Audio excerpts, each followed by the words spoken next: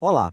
Sabe, eu me lembro bem do dia em que eu entendi que a minha ferramenta mais poderosa não estava na maleta, mas sim na minha capacidade de entender o outro. Foi uma lição que mudou completamente a minha forma de trabalhar.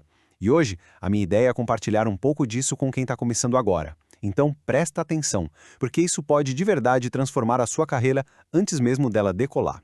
Então, vamos começar com uma reflexão. Pensa um pouco. Com todos os equipamentos, toda a tecnologia e o conhecimento que se acumula durante a formação, qual deles vai ser o mais decisivo no dia a dia ali, no contato direto com o paciente? Pois é, a resposta pode até ser uma surpresa. Não é nada que se possa pegar, que se possa segurar.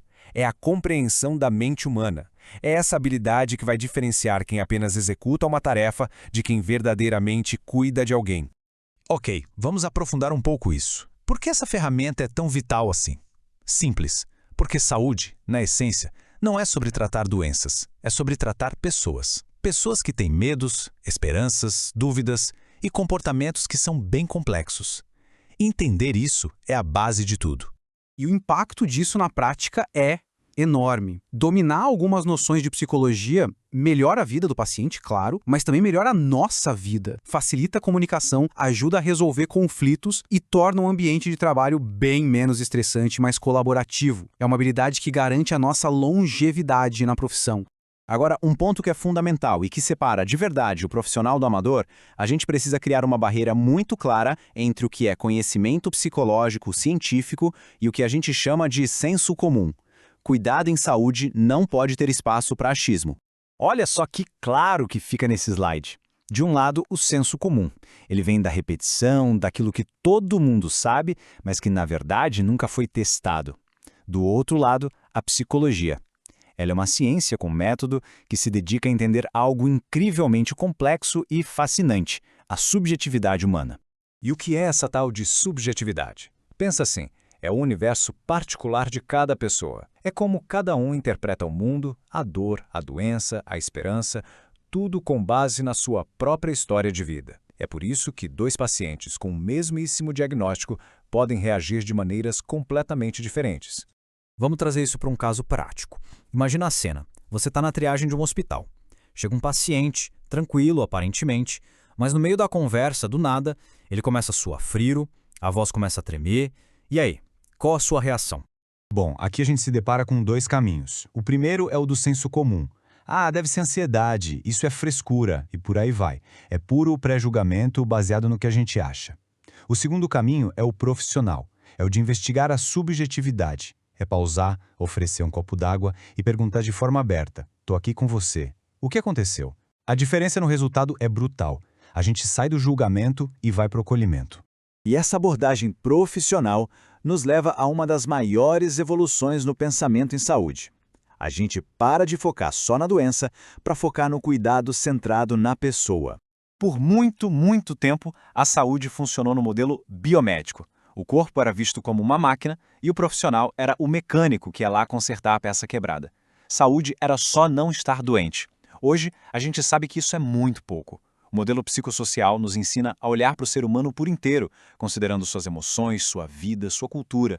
E a síntese disso tudo é um modelo que a própria Organização Mundial da Saúde defende e que deve guiar a nossa prática hoje. O biopsicossocial. Ele integra tudo. Saúde e doença não têm uma causa única, mas são o resultado da interação complexa entre o corpo, a mente e o contexto social de cada um. Esse slide ilustra bem as três dimensões do cuidado que a gente precisa ter em mente. A dimensão biológica, claro, com os sintomas, os exames. A psicológica, que envolve a saúde mental, as relações dessa pessoa. E a social, que inclui trabalho, renda, cultura. Um profissional de excelência sabe como navegar por todas elas. E mesmo dentro da psicologia, existem várias lentes para a gente enxergar o ser humano. A abordagem psicodinâmica vai olhar mais para o inconsciente. A cognitivo-comportamental para como as nossas crenças geram comportamentos. Já a humanista foca na capacidade de escolha e no sentido da vida. Nenhuma delas é a certa, sabe? São ferramentas diferentes para situações diferentes. Certo. Tudo isso é muito bonito na teoria, né? Mas como que tudo isso se transforma em ação, na prática, no dia a dia de um hospital, de uma clínica, de um posto de saúde? Primeiro, na promoção da saúde.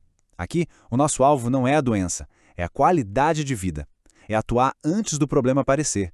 criando condições para que as pessoas vivam melhor e de forma mais saudável. Em segundo lugar, na prevenção.